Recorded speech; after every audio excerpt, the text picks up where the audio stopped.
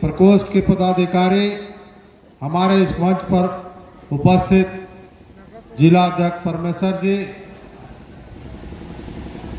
प्रखंड अध्यक्ष पंकज जी, मोहन जी और एनडीए गठबंधन के सभी एक एक कार्यकर्ता पदाधिकारी,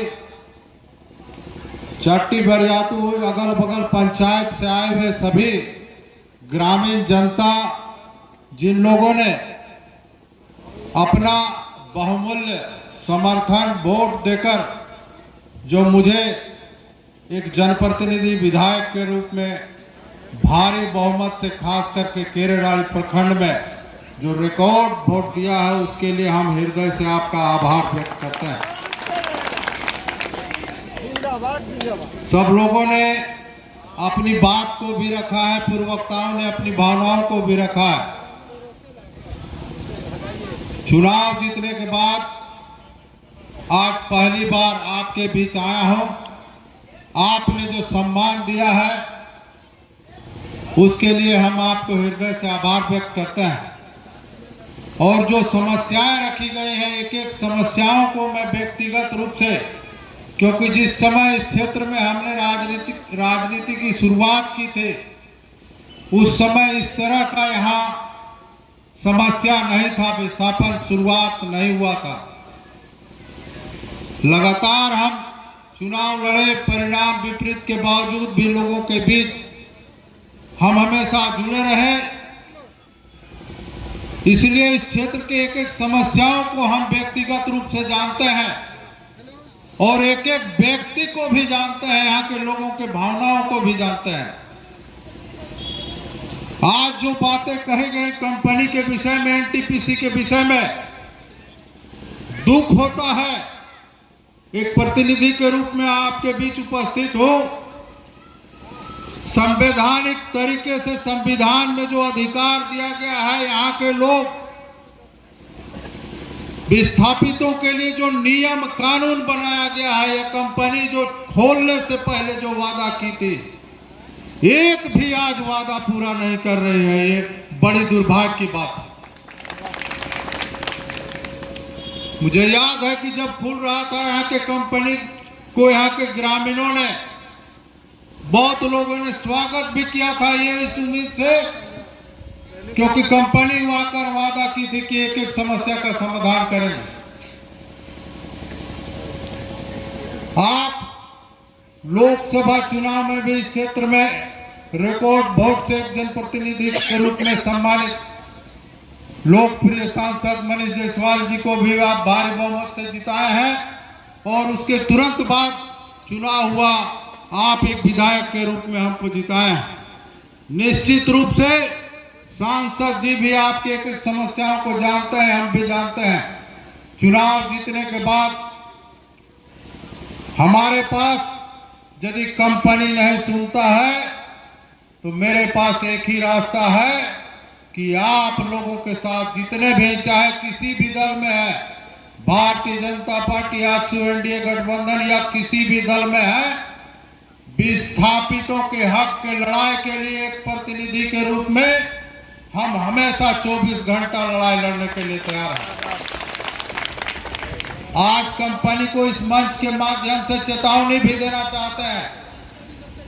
कंपनी बोलता कुछ है और करता कुछ है, इसलिए हम सभी लोगों से अपील करेंगे कि मांगने से आपकी आवाज को हम उनके तक पहुंचाएंगे और फरवरी में सदन में जो विधानसभा होने जा रहा है, यहाँ के विस्थापितों की एक एक आवाज को हम, यहाँ आपने जो हमको अधिकार दिया है, पूरे ताकत के साथ हम सदन में रखने का काम करेंगे।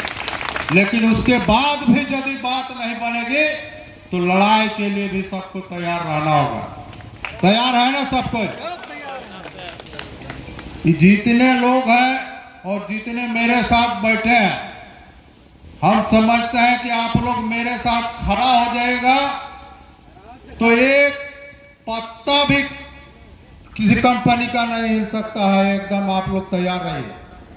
और आज इस मंच के माध्यम से चेतावनी देते हैं, क्योंकि रोज मेरे पास फोन जाता है कि जबरदस्ती मेरे घर के तरफ ब्लास्टिंग तो घर गिरा दे रहा है। अरे आप जो नियम है, हम तो मानते हैं यहाँ के लोगों के धैर्य को सलाम करते हैं कि यहाँ के लोग नियम के तहत मांग रहे हैं, धैर्य के साथ बर्दाश्त किए हुए हैं, लेकिन बर्दाश्त की भी सीमा होती है। कौन कंपनी? बीजीआर, ऋत्विक, और उधर बीजीआर है और उधर त्रिवेणी सैनिक है। रोज रोज सैकड़ों लोगों का फोन जाता है कि आज जबरदस्ती कर रहा है। सांसद महोदय से भी बात हुआ है और आज हम आपके बीच चुनाव जीतने के बाद आए हैं। कंपनी आज इस मंच के माध्यम से सुन ले कि हम लोग संवैधानिक तरीके से अपनी बात को रख रहे हैं, लिखित रूप से आपको दे रहे हैं। एनटीपीसी जो यहाँ का जीएम है, प्रबंधन है, या एमडीओ जिसको यहाँ दिया गया है, यदि जबरदस्ती काम करेगा तो हम लोग पूरे कंपनी का काम को बंद कर देंगे। तैयार है ना? भारत माता की जय! भारत माता की जय! सदन में आपकी बात गूंजेगी ही।